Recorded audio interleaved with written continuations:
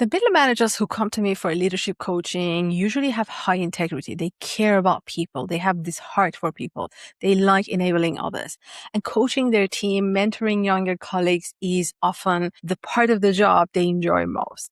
So the first instinct they have in the new role when they start this management job is like to point downward, to take care of the team. And when they come to me for coaching, they're often asking questions like, how can I support my team as a leader? How can I help them perform better? How can I be a more inspiring leader to this team? And you might wonder, yeah, that's what a line manager should care about.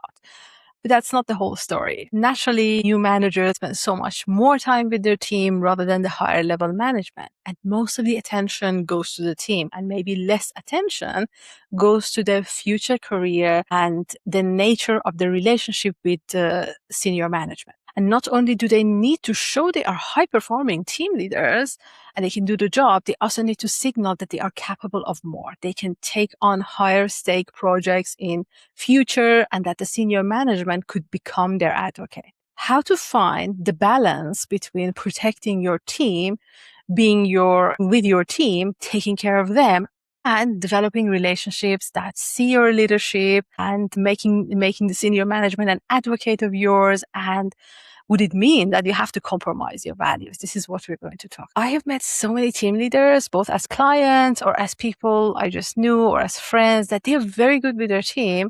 They are supportive of their team. They are very much liked by their team. They are the best boss one could have, supportive, kind, compassionate mentors. They support you, help you.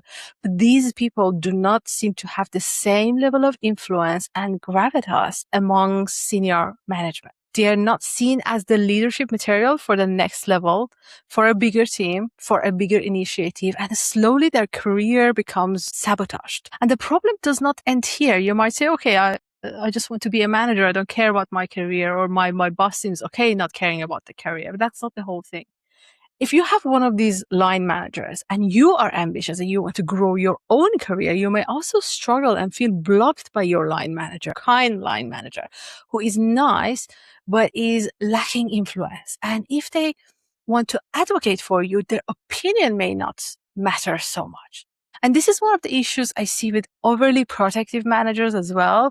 They protect their teams, but they also limit their team's growth as they limit their own growth. I know it sounds strange, but is more common than you think, and it's a real problem. It's a real career block. And when you look at online content about middle management and leadership, 90% of the topics are around how to have a loyal team, how to increase morale in your team, increase motivation in your team, how to have a high-performing team, all of that, to have an engaged team. And you might think, okay, all you have to care about is managing the team. But as a middle manager, you also need to manage up, manage your senior leaders and manage your peers, the other managers at your level across. And if you don't consciously do that, you may lose influence in the organization or in the industry. And when you lack influence, you also cannot do a good job protecting your team and empowering them, something you probably really care about. When we talk about unhealthy patterns in team leaders and middle managers, everyone thinks of narcissists, selfish team leaders who don't care about, or like psychopaths, or they just consider the personal goals. And yes, that is obviously very unhealthy, but no one talks about the team leader who's stuck at overprotection and people pleasing. The team leader who believes they have to show up as the hero who saves everyone, protects everyone, like a parent, and make sure they are impeccable and never make any mistakes. Managers who lose themselves in people pleasing, team pleasing, and they think the key to engagement and increasing morale and loyalty is just constantly to do what the team likes and keep them happy. They think this is the way they can preserve harmony. Like, hello, I used to be one of these managers. I still kind of like to be one, but I have to stop myself. Getting into this parent function is often a trap. Not only it burns you out, but also it compromises your career.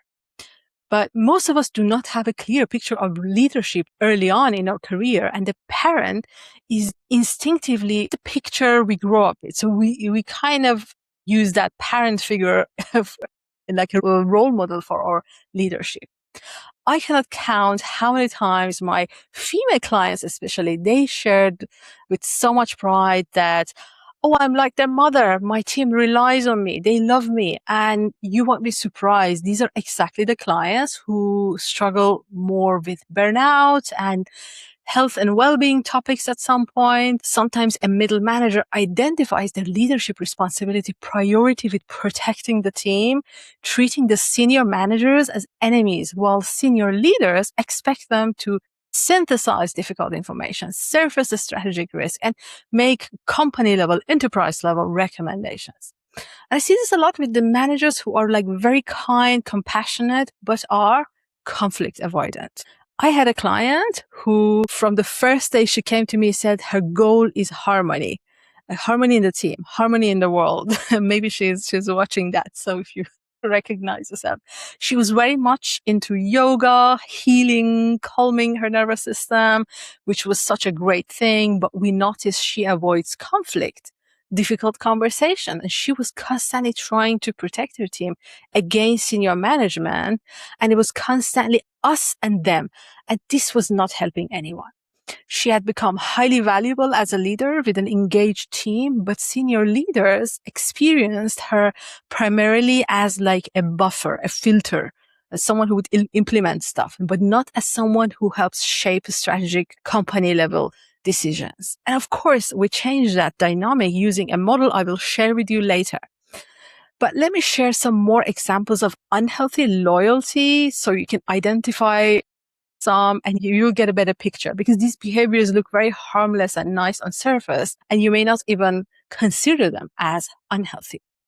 For example, translating a poor decision from senior leaders into something more acceptable, palatable, sugar-coated before passing it to the team, or defending the team before understanding the senior leader's concern, reporting activity and effort rather than business consequences and impact, or presenting problems as external obstacles rather than owning the solution, or maybe escalating only after you have attempted to solve everything yourself as a team leader.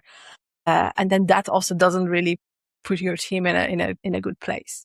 Or maybe going to senior manager complaining that, oh, the team is struggling with this, or we are burnt out, instead of here is the risk, here is the business impact, and here is my recommendation. So also, like when you constantly bring senior leaders the team's preferred answer rather than a well-judged organizational level recommendation, these are not very healthy behaviors, and they could both sabotage your career, your position in front of the senior leaders, also in the long term, not good for your team. So what are the key roles of successful middle managers? I actually looked into some research around this and found the findings of Floyd and Wooldridge. They did research on middle management, the strategic influence. I felt like what they did was very much aligned with what I experienced, because sometimes, they do this, management research stuff. And for those of us who come from the industry, has seen a lot of practical stuff, it doesn't make sense. But this one actually did. So they distinguish 4 roles for middle managers. And one is the implementer, of course, is someone you translate strategy into action.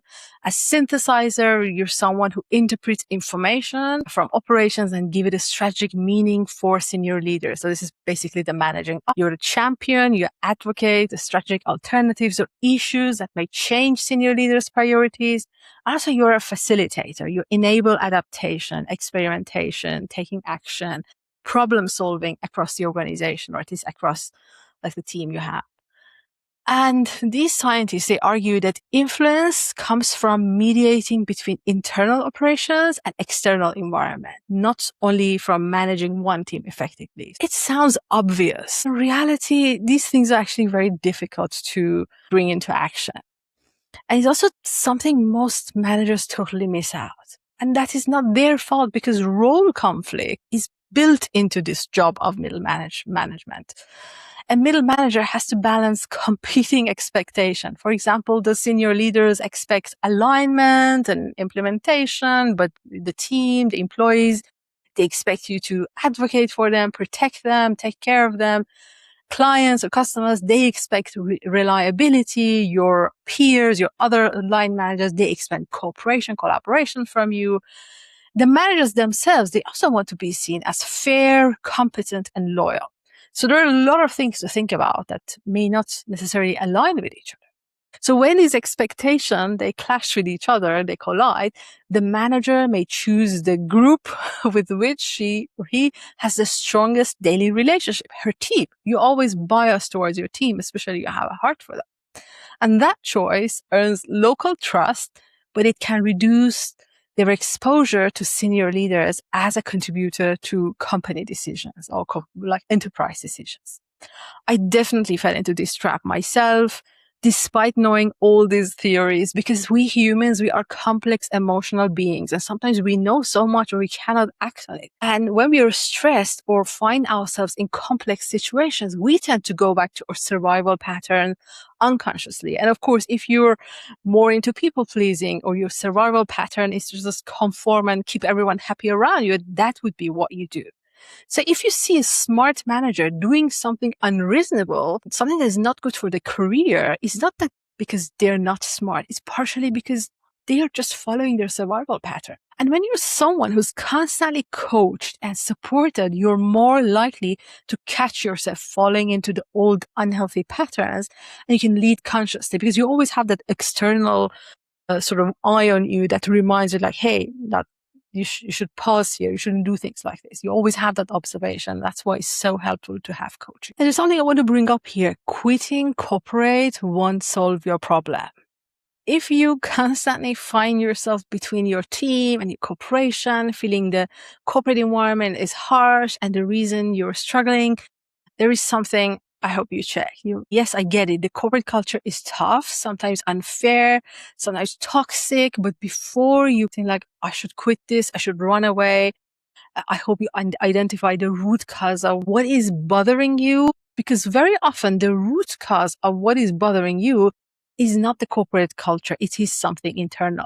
And the reason I bring this up is that I also have another line of business where I help managers who have coaching skills build coaching businesses on the side. And people come to me with the hope that I want to develop my coaching business so I can quit corporate and free myself from this suffering. And so I get a lot of that. And sometimes it is valid. I'm also someone who quit corporate for other reasons.